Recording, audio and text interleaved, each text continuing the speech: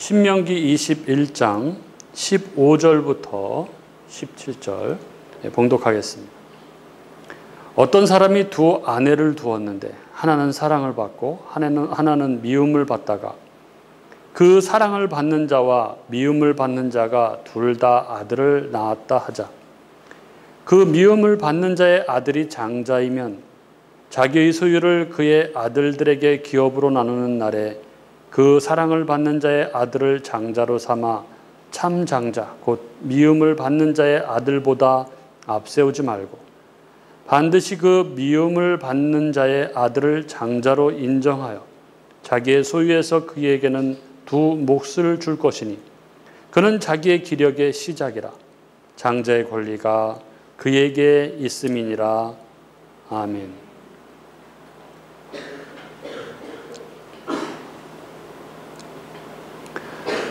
예, 우리 인생에서 우리가 살아갈 때 우리의 인생에서 여러 가지 문제가 발생할 때 그 문제의 가장 근본적인 문제가 발생하는 근본적인 이유가 무엇일까요? 그것은 바로 나 중심적 생각이 아닌가 그런 생각을 합니다. 1543년에 코페르니쿠스가 천체의 회전에 관하여라는 이 책이 나오기 전까지 세상 모든 사람들은 이 우주의 중심이 지구라고 생각을 했습니다. 그래서 지구를 중심으로 모든 이 천체가 해와 달 이런 것들이 회전을 한다고 생각을 했습니다. 그런데 코페르니쿠스가 지구가 중심이 아니고 지구는 태양 주위를 도는 행성에 불과하다 이렇게 주장을 하자 사람들은 그 주장을 받아들이지 못했습니다. 그리고 특별히 당시에 그 교권을 가진 교황청 교권을 가진 이들은 이 지동설을 주장하는 사람들을 잡아 가두고 죽이고 핍박하는 일이 발생을 했습니다. 그러나 지구가 도는 것은 불변의 진리였던 것이죠. 오늘날 사람들 또한 어떤 일들에 대한 가치 판단을 할 때 그 모든 중심에 자기 자신을 놓고 나의 입장과 나의 경험 그리고 나의 현실적 이익 이런 것들을 기준을 삼아서 판단하고 생각하고 합니다. 그리고 여기서부터 바로 인생의 많은 문제와 갈등과 분쟁이 시작이 됩니다.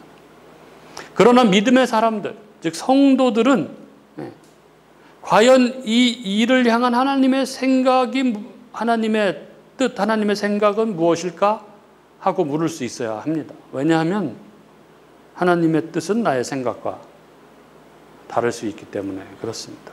우리가 잘 아는 이사야 55장 8절의 말씀처럼 내 생각은 너희 생각과 다르며 내 길은 너희 길과 다르다 라고 하나님이 말씀하시죠.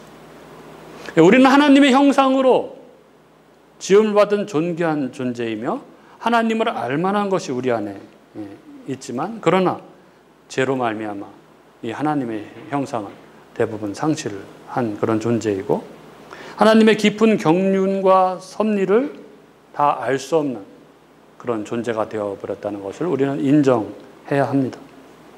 오늘 말씀은 우리 죄된 인생 가운데 이 불변의 진리, 우리가 결코 잊지 말아야 할 것이 무엇인지를 우리에게 들려줍니다.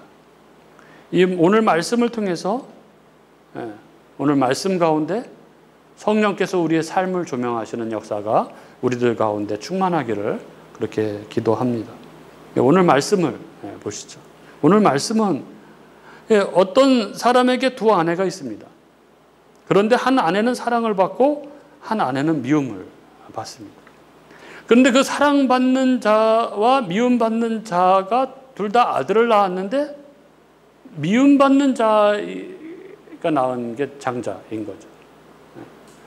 그리고 훗날 자기의 소유를 아들들에게 기업으로 나눈 날이 있을 것입니다. 그러니까 상속하는 날이 있는 거죠. 그때에 너희는 그 사랑받는 자의 아들로 장자를 삼아서 참 장자, 곧 미움받는 자의 아들보다 앞세우지 말고 반드시 그 장자, 미움받는 자의 아들을 장자로 인정해서 내 소유에서 두 몫을 주어라. 왜냐? 그가 자기의 기력의 시작이고 그가 장자 권리가 그에게 있기 때문이다. 이렇게 말씀하고 있는 본문입니다. 오늘 말씀을 한마디로 이야기하면 장자의 상속권, 즉 장자권에 관한 규례라고 할 수 있습니다. 그래서 오늘 설교 제목도 장자권에 관한 규례 이렇게 정했는데, 이스라엘에서 이 장자권이라는 것은 단순히 재산을 얼마를 받느냐 하는 그런 정도의 차원의 것이 아닙니다. 이스라엘의 장자권은 하나님의 유업을 2배로 받는 자, 곧 하나님께서 특별히 더 사랑하는 사람이 장자. 그래서 이스라엘에서 장자는 다른 아들들이 받는 상속의 2배를 받습니다. 예를 들어서 아들이 7이라고 치면은 가지고 있는 재산을 8로 나누는 거죠. 그래서 6명한테는 하나씩 주고 장자에게는 2개를 주는 것입니다. 이렇게 장자는 2 몫을 받음으로써 하나님께서 이 장자에게 주시는 복과 은총을 확인을 받는 것입니다. 그런데 문제는 항상 사람의 생각과 욕심이 개입할 때 발생을 합니다. 오늘 말씀처럼 아내가 2 있는 경우에 남편이 사랑하는 아내와 사랑하지 않는 아내가 있을 수가 있는 것이죠. 그리고 사랑하지 않는 아내에게서 장자가 태어날 수 있는 것이죠. 이때 사람의 생각, 사람의 욕망으로 볼 때 이 아버지는 누구에게 재산을 더 주고 싶겠습니까? 사랑하는 여자가 낳은 아들에게 더 주고 싶은 것. 이게 인간의 죄된 본성입니다. 그러나 하나님은 이 인간의 죄된 욕망을 아주 직접적으로 금하고 계십니다. 오늘 말씀 16절, 17절은 아주 선명하게 이 문자적으로 확언함으로써 아무도 변명하지 못하도록 이렇게 말씀하시죠. 자기의 소유를 그 아들들에게 기업으로 나누는 날에 그 사랑을 받는 자의 아들을 장자로 삼아 참장자 곧 미움을 받는 자의 아들보다 앞세우지 말고 반드시 그 미움을 받는 자의 아들로 장자로 인정하여 자기의 소유에서 그에게 2 몫을 줄 것이니. 오늘 말씀은 아주 단순하고 오늘 하나님의 명령은 너무나 명확합니다. 인간의 감정, 즉 아비의 선호에 의해서 장자권을 바꾸어서는 안 된다는 것입니다. 즉 하나님이 정하신 것, 하나님의 뜻, 하나님의 명령을 사람의 감정과 사람의 생각으로 바꾸지 말라, 거역하지 말라 하는 것입니다. 우리 교우님들 생각은 어떻습니까? 이 하나님의 명령이 어떻게 들리십니까? 그럼요, 그래야죠. 인간의 생각대로는 해서는 안 되죠. 내 감정과 내 생각은 내려놓고 하나님 말씀대로, 하나님 명령대로 해야죠. 그게 하나님 백성이죠. 이런 생각이 드시나요? 정말 오늘 이 말씀은 우리가 살아가면서 정말 뼈에 새겨서 지켜야 할 그런 말씀이 아닐 수 없습니다. 왜냐하면 하나님 백성의 삶에 이것이 너무너무 중요한 진리이기 때문에 그렇습니다. 이것이 얼마나 중요한 진리인지, 이게 너무너무 중요한 진리이기 때문에 성경은 이 문제에 대해서 아주 길게, 아주 반복해서 그렇게 얘기를 합니다. 이 일을 한 가정의 문제로 다루어서 이 구약에서, 창세기에서 아주 길게, 그리고 신약에서 또 여러 군데, 로마서, 히브리서 이런 데서 이 내용을 아주 상세하게 그렇게 기록하고 있습니다. 우리 한번 보도록 하겠습니다. 창세기 25장에 보면은 21절에 이런 말씀이 있습니다. 이삭이 그의 아내가 임신하지 못함으로 그를 위하여 여호와께 간구하매 여호와께서 그의 간구를 들으셨으므로 그의 아내 리브가가 임신하였더니. 결혼하고 나서, 혼인하고 나서 오랫동안 자식이 없어서 계속 하나님 앞에 기도했습니다. 그래서 여호와께서 그 기도를 들으시고 자식을 주셨습니다. 그래서 리브가가 임신했는데 어떻게 됐습니까? 쌍둥이를 임신을 했습니다. 근데 그 다음 절에 보면 그 아들들이 뱃속에서 막 싸우는 거예요. 그래서 그가 여호와께 묻습니다. 이럴 때 어떻게 해야 합니까? 그러자 23절에 여호와께서 그에게 이르시되 뭐라고 하냐면 2 국민이 내 태중에 있구나. 네가 쌍둥이를 임신했다는 것이죠. 두 민족이 내 복중에서부터 나누이리라. 이 족속이 저 족속보다 강하겠고 큰 자가 어린 자를 섬기리라 하셨더라. 이렇게 말씀합니다. 예, 하나님께서 야곱과 에서가 태중에 있을 때 이미 하나님의 뜻을 정하셨습니다. 이 상황을 바울은 로마서 9장 10절부터 16절에 이렇게 묘사를 합니다. 그뿐 아니라 또한 리브가가 우리 조상 이삭 한 사람으로 말미암아 임신하였는데 자식들이 아직 나지도 아니하고 무슨 선이나 악을 행하지 아니한 때에 택하심을 따라되는 하나님의 뜻이 행위로 말미암지 않고 오직 부르는 이로 말미암아 서게 하려 하사 리브가에게 이르시되 큰 자가 어린 자를 섬기리라 하셨나니 기록된 바 내가 야곱은 사랑하고 에서는 미워하였다 하심과 같으니라. 그런즉 우리가 무슨 말을 하리요? 하나님께 불의가 있느냐? 그럴 수 없느니라. 모세에게 이르시되 내가 긍휼히 여길 자를 긍휼히 여기고 불쌍히 여길 자를 불쌍히 여기리라 하셨으니 그런즉 원하는 자로 말미암음도 아니요 다른 박질하는 자로 말미암음도 아니요 오직 긍휼히 여기시는 하나님으로 말미암음이니라. 이렇게 적고 있습니다. 이 하나님께서 야곱과 에서가 태중에 있을 때에 에서는 미워하셨고 야곱은 사랑하셨다는 것입니다. 즉 하나님의 사랑과 은혜, 그 하나님의 뜻이 하나님 마음대로 하나님의 주권대로 정해졌다는 것입니다. 하여간 이 창세기 25장 이 3절에 하나님은 분명 이삭과 리브가에게 말씀하셨습니다. 큰 자가 어린 자를 섬기리라. 여기서 큰 자가 작은 자를 섬긴다는 것은 장자가 이 장자권이 작은 아들에게 있다 하는 하나님의 말씀인 것이죠. 그런데 이러한 하나님의 말씀을 직접 들은 이삭과 리브가도 이 하나님의 뜻과 주권을 신실하게 믿지 않고 자신들의 생각으로 장자권을 상속하려고 합니다. 이 장자권을 상속하는 이야기가 이 창세기 27장에 나오는데 1절부터 4절에 이런 말씀이 있습니다. 이삭이 나이가 많아 눈이 어두워 잘 보지 못하더니 맏아들 에서를 불러 이르되 내 아들아 하매 그가 이르되 내가 여기 있나이다 하니 이삭이 이르되 내가 이제 늙어 어느 날 죽을지 알지 못하니 그런즉 내 기구 곧 화살통과 활을 가지고 들에 가서 나를 위하여 사냥하여 내가 즐기는 별미를 만들어 내게로 가져와서 먹게 하여 내가 죽기 전에 내 마음껏 내게 축복하게 하라. 이렇게 합니다. 여기 보면 하나님의 말씀을 직접 들었던 이삭이 자기 마음대로 이 육신의 맏아들 에서에게 장자의 축복을 하려고 합니다. 왜 그렇습니까? 그 이유는 어이없게도 이삭이 에서가 사냥한 고기를 좋아했기 때문입니다. 창세기 25장 28절에 이런 말씀이 있습니다. 이삭은 에서가 사냥한 고기를 좋아하므로 그를 사랑하고, 이 구절을 직역하면은 이삭은 에서의 사냥한 고기를 항상 그 입에 두었다 이런 뜻입니다. 그러니까 이삭은 에서가 사냥한 고기를 항상 즐겼다는 것입니다. 그 자기가 좋아하는 고기를 늘 갖다 주는 이 에서를 그래서 사랑했다는 것입니다. 그러나 그렇다고 해서 하나님께서 정해놓으신 장자권을 에서에게 준다는 것은 뭐 말이 안 되는 얘기 아닙니까? 그럼 리브가는 어땠습니까? 리브가 역시 하나님께서 야곱에게 장자권을 주실 것임을 직접 들었습니다. 그러면 무슨 일이 벌어지든 간에 하나님을 신뢰하고 기다려야 하지 않았겠습니까?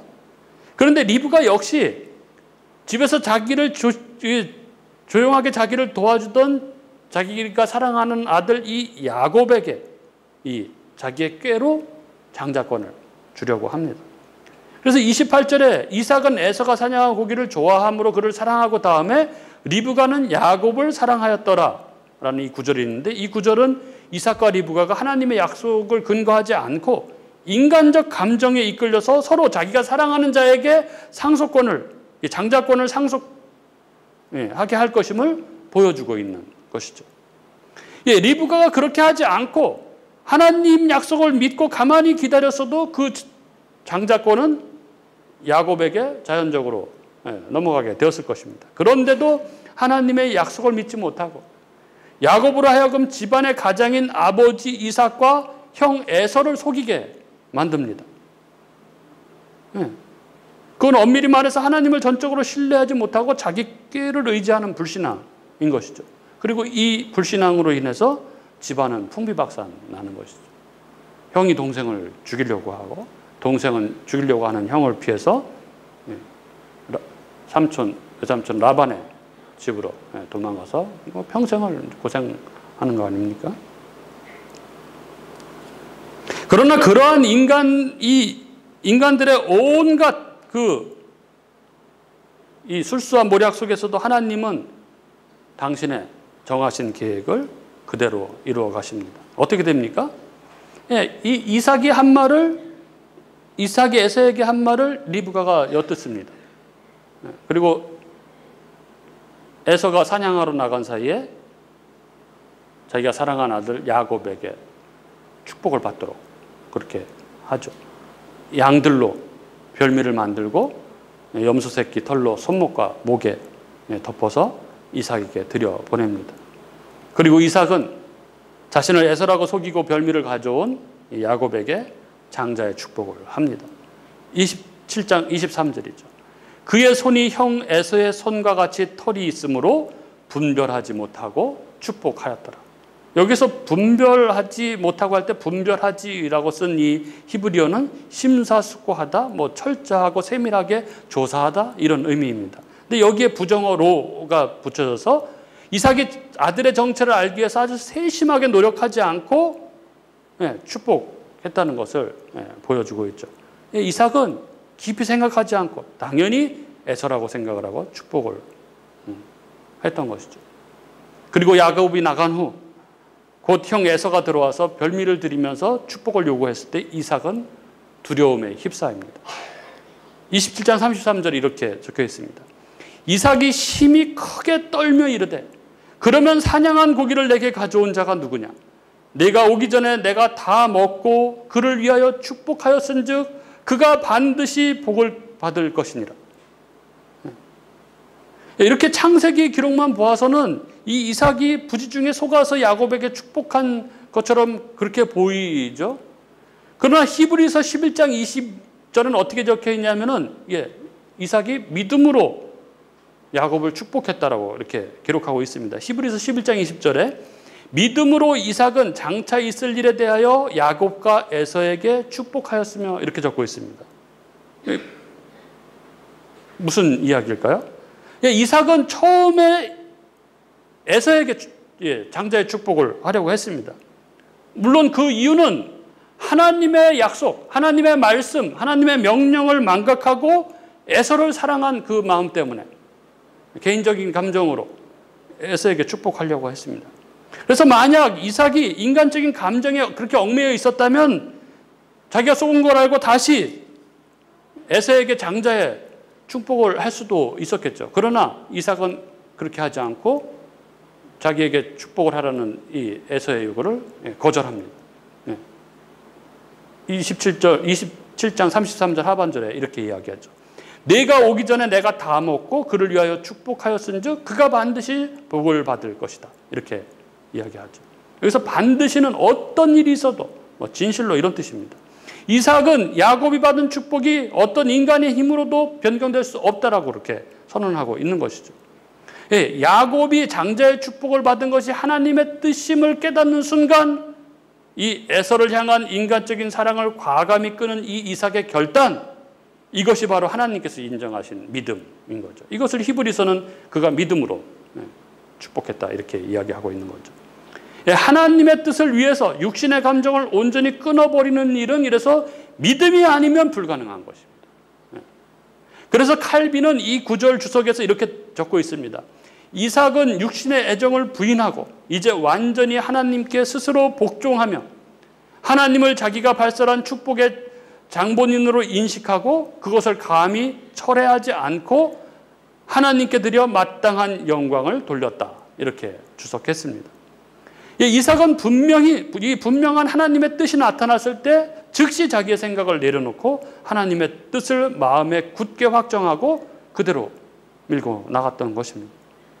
야곱이 축복을 받고 나가자 곧 에서가 들어온 것은 아주 짧은 순간이었습니다.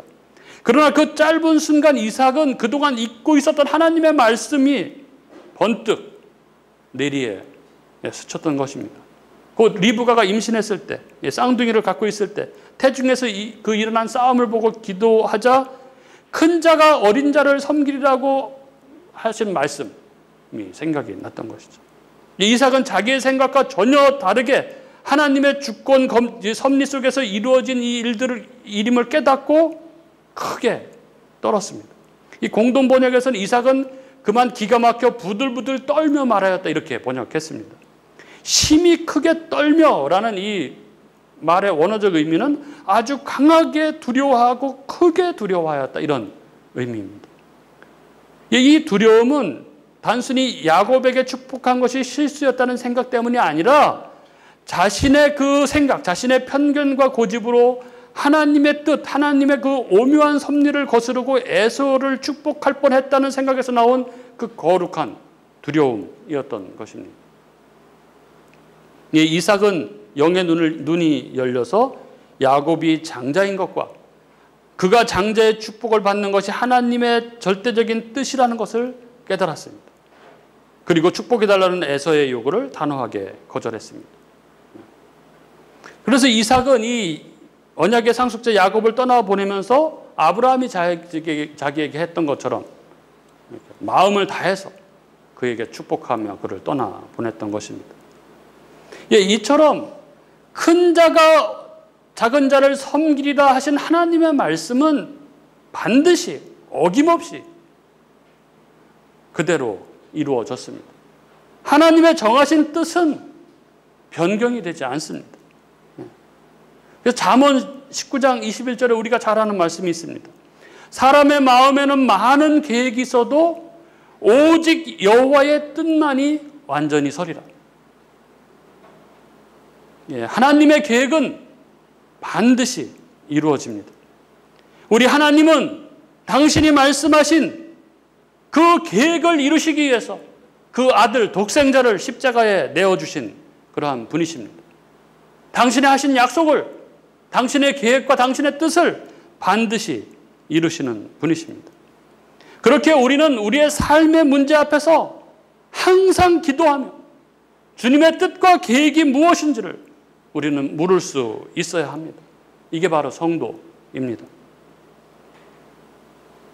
앞서 설교의 서론에서 이 코페르니쿠스 이야기를 제가 드렸는데, 코페르니쿠스가 이 지동설을 주장하던, 코페르니쿠스의 이 지동설을 주장하던 이들이 이 교권의 칼날 아래 그렇게 숨을 죽이고 거의 한 세기의 세월이 흐른 1633년 한 종교재판이 열립니다.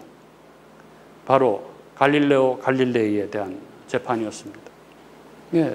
수학과 과학에 능했던 이 갈릴레이가 이 망원경을 발명을 하는데, 이 망원경을 통해서 달을 관찰하고 태양의 혹점과 목성의 위성 이런 여러 개를 발견하는 연구 성과를 거두죠. 그리고 이런 연구 결과를 토대로 해서 지구가 태양을 돈다는 것을 알게 됩니다.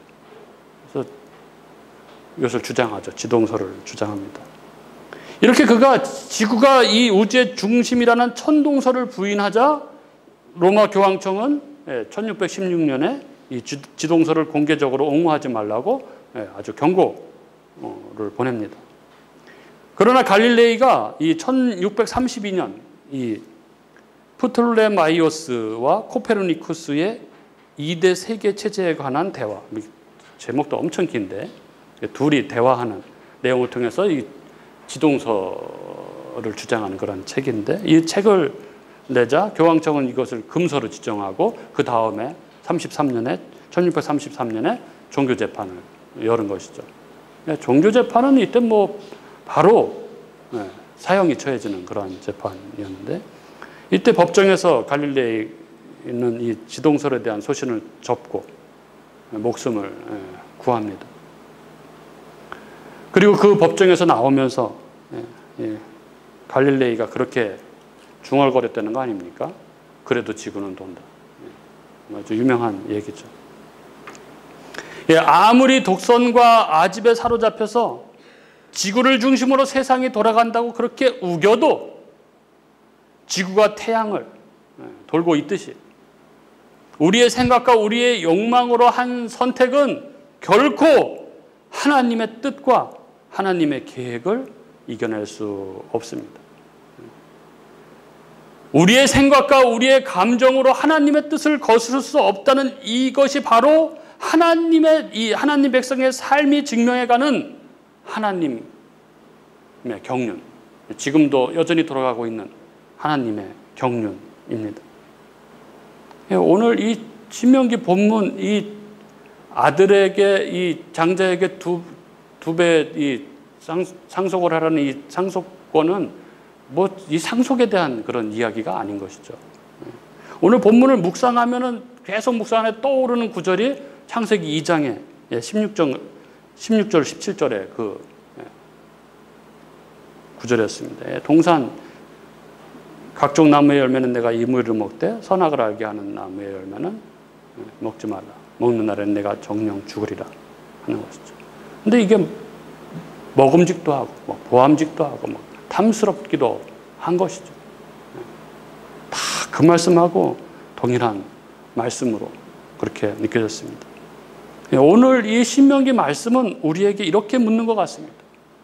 너는 내 생각과 내 욕망대로 살아갈 것이냐? 아니면 나의 뜻대로, 나의 뜻을 따라 내 명령대로 살아갈 것이냐? 이렇게 우리에게 묻는 것 같습니다. 우리의 삶에 하나님의 뜻만이 완전히 선한 그런 복된 하나님 백성의 삶이 되시기를 주님의 이름으로 축복합니다.